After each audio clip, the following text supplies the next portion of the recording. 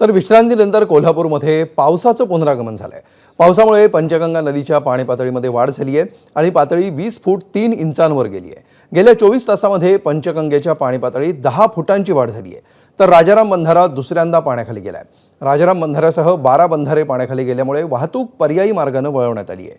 कोल्हापूर शहरामध्ये पावसाची उघडझाप तर घाटमाथ्यावर दमदार पाऊस बघायला मिळतोय। पावसाच्या कमबॅकमुळे खरीप पिकांना दिलासा मिळाला आहे। 8 दिवसाच्या विश्रांतीनंतर कोल्हापूर जिल्ह्यामध्ये पावसाची दमदार एंट्री आहे ती झालेली आपल्याला पाहायला मिळते। कारण गेल्या 24 तासामध्ये पंचगंगा नदीची पाण्याची पातळी 10 फुटांपेक्षा जास्त वाढलेली आपल्याला पाहायला मिळते आणि कोल्हापूर जिल्ह्यातील जवळपास 13 बंधारे हे पूर्णपणे पाण्याखाली गेलेले आहेत। आपण सध्या राजाराम बंधारा या ठिकाणी आणि राजाराम बंधारा पुन्हा एकदा यंदाच्या पावसाळ्यामध्ये दुसऱ्यांदा पाण्याखाली गेलेला आहे।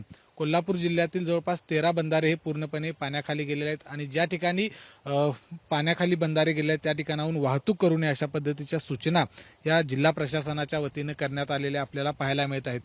धरण क्षेत्रामध्ये पावसाचा जोर आहे तो प्रचंड आहे। कारण कोल्हापूर जिल्ह्यामध्ये जरी पाऊस तुरळक असला तरी राधानगरी असेल, बुदरगड असेल, गगनबावडा असेल, शाहूवाडी असेल या तालुक्यांमध्ये पावसाचा जोर प्रचंड आहे आणि त्यामुळे कोल्हापूर जिल्ह्यातील धरणांचा पाणीसाठा देखील आता त्यामध्ये वाढ होताना आपल्याला पाहायला मिळत आहे। सध्या पंचगंगा नदीच्या जर आपण बघितलं तर पाण्याची पातळी हळूहळू का असेना वाढायला सुरुवात झाली आणि 24 तासामध्ये ही पाणी पातळी 10 फुटाने वाढलेली आहे।